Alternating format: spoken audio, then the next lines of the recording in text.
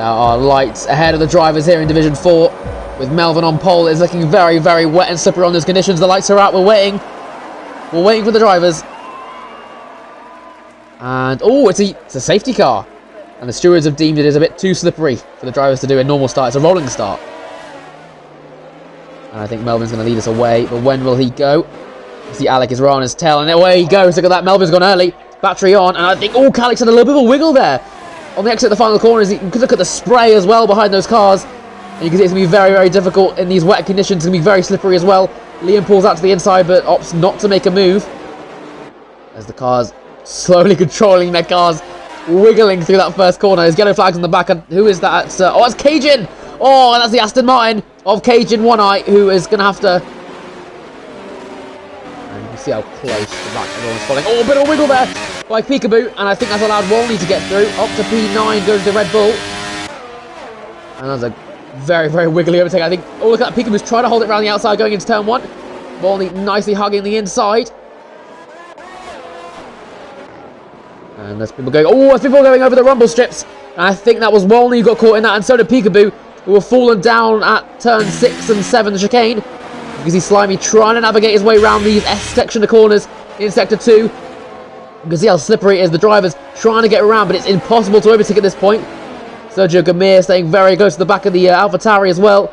I think we're going to see track limits becoming a big part of this race later on. Oh, it's down the inside goes Pistol Peter. What a good overtake. As I think he may have caught Walker napping there. And the Red Bull slips his way through. Nice work. You can see how close the Alpine is to the back of the AlphaTauri up ahead as well. Down the main straight they go as a purple all across the track for Calic, who sets the fastest lap. As you can see behind, that's Dan going down the inside of Baldy. Baldy on the no traction. He will get the better grip as he holds it around the outside. Dan leaving enough room, but Baldy will get the better exit. Melvin. Oh, and Melvin a big slip. A huge slip from the race leader. And that's allowed Calic to get down the inside. But he's still holding on. The Williams desperately trying to hold on to this position.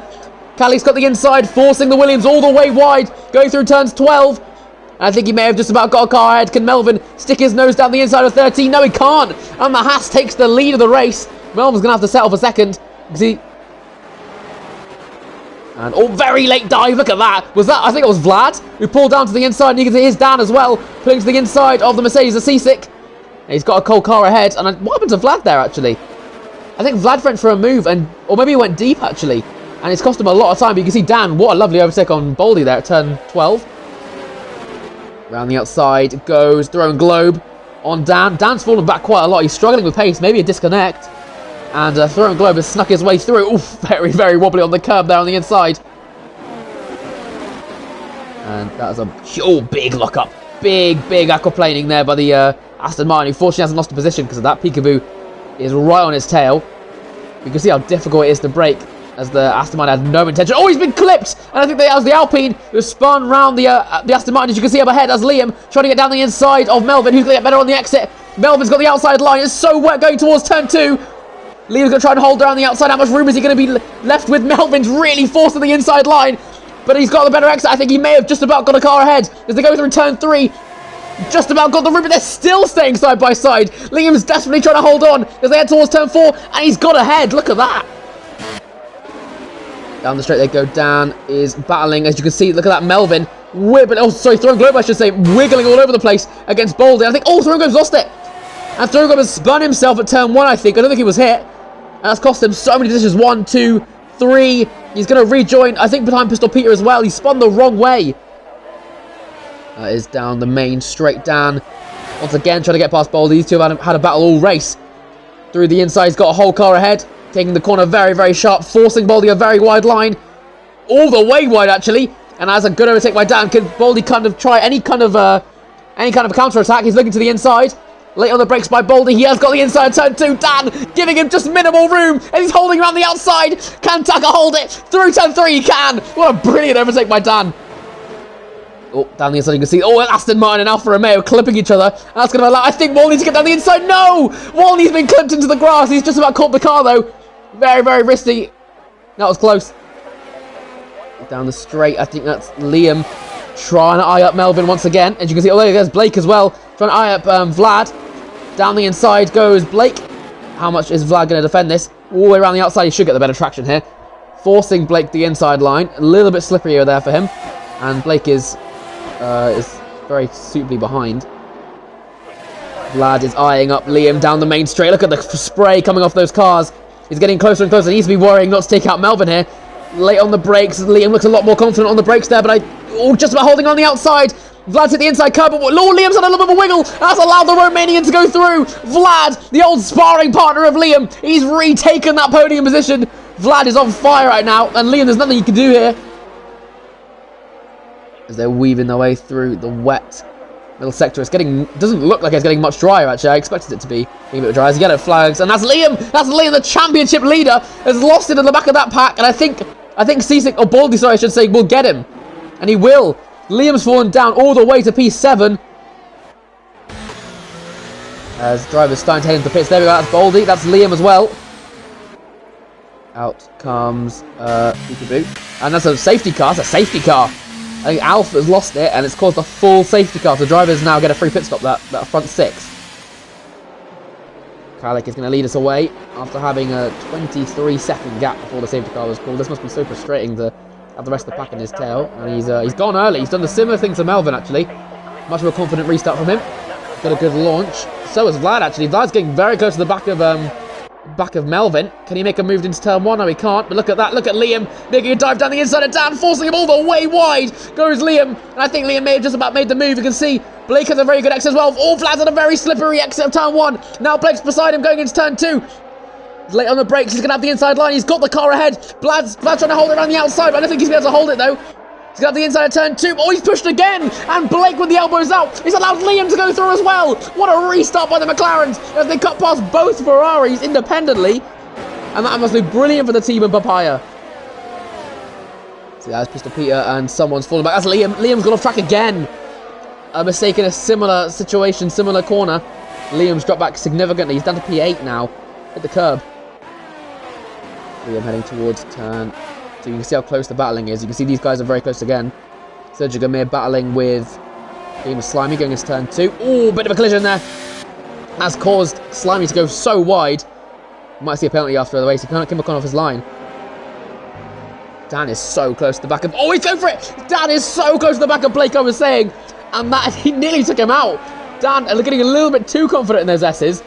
And the frustration being stuck behind Blake must be there now. Dan still struggling to get past Blake. Of course, it must be difficult. It's wet conditions, but a lap ago, he still couldn't get through. And with that 3-second penalty on Melvin, he needs them to hurry up. Because the Ferraris do look quicker than the McLaren does. He's definitely holding him up, but he doesn't seem to be able to make a move. It must be difficult. The only real overtaking point is turn 1 and turn 2. With no DRS, the McLaren is able to burn back all that battery. Vlad's struggling. Oh, there we go. And Vlad's allowed through. Sorry, Dan, I was saying struggling through that middle sector. He's allowed Vlad through. Down the outside goes Slimy. He's trying to make it stick. He might be able to get switched back on Cisic here, actually. Cisic in the wet conditions. We've seen him do well in the wet conditions before, previously. But I think he may have just about stayed ahead. Good move there by Cisic. He's defending. Pistol Peter as well, higher up. Looking for a move on Baldy, who has also been struggling. The no traction is not working to his favour here.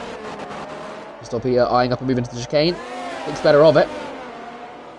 As if Baldy's able to pick up the pace, he could potentially get the Ferraris on pens. Here goes Pistol Peter, eyeing up a move down the inside, turn 12. Oh, he's trying to do it. Very late move by Pistol Peter. He's trying to stick a nose down the inside of Cisic, and he's done it. So Baldy can't hold it. He's trying to hold down the inside of turn 13.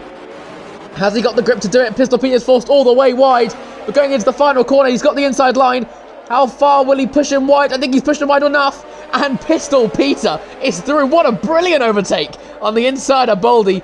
I don't think it was much defence he could have done against that. Brilliant Red Bull. Oh, and that's Baldy who's ghosted.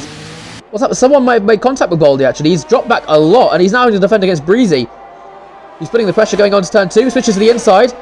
Goes Breezy. How confident is he going to be going through turn 2? Very, very close. Down the inside. Is he able to hold the position? Baldy's having to hold it on the outside, but he have the grip down the inside. I don't think he will. Breezy holds it around the outside of turn 3. Baldy's still trying to hold on desperately into turn 4. Is he close enough? He's got the battery on. He's tried it. Round turn 4, forced all the way wide, and he's got a penalty for it. Imagine that'll get removed as well. breezy around the outside of turn 5. Look at the grip he's found. The Alfa Romeo's on fire. And he's got up to P7. That was a brilliant. Yeah, the Ferrari's still stuck behind Blake. It's been since about lap 26, and they're still stuck behind. And we're seeing the fighting here. This is Throwing Globe after such a good position, losing it at turn 1 on his own. And he's now having to fight for the bottom of the points, pretty much. Very unfortunate for the man who was moved down from Division 3. And we're hoping for some big performances, but it's just not clicked for him. Very, very wiggly for Sergio Gamir. You can see the Alpine not looking comfortable going through turn 4 there. Here we go. Round the final corner he goes. Kalik. It's been a brilliant performance for Haas. He gapped by 23 seconds.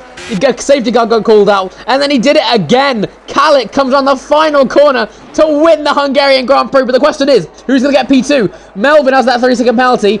Blake is within 0.2 of a second of it. But he's feeling the pressure from the Ferraris for nearly 10 laps now. Can he get it around the final corner he goes? I think he may have just about done it. The gap's getting smaller and smaller. There's nothing the Ferraris can do. Melvin's going to cross the line in P2. Will Blake take it? Oh, just about. Blake on his first podium in XRS. He makes it P2 as Melvin, who started on pole, is going to have to settle for P3. Championship leader Liam's going to have to settle for P7 though after mistakes.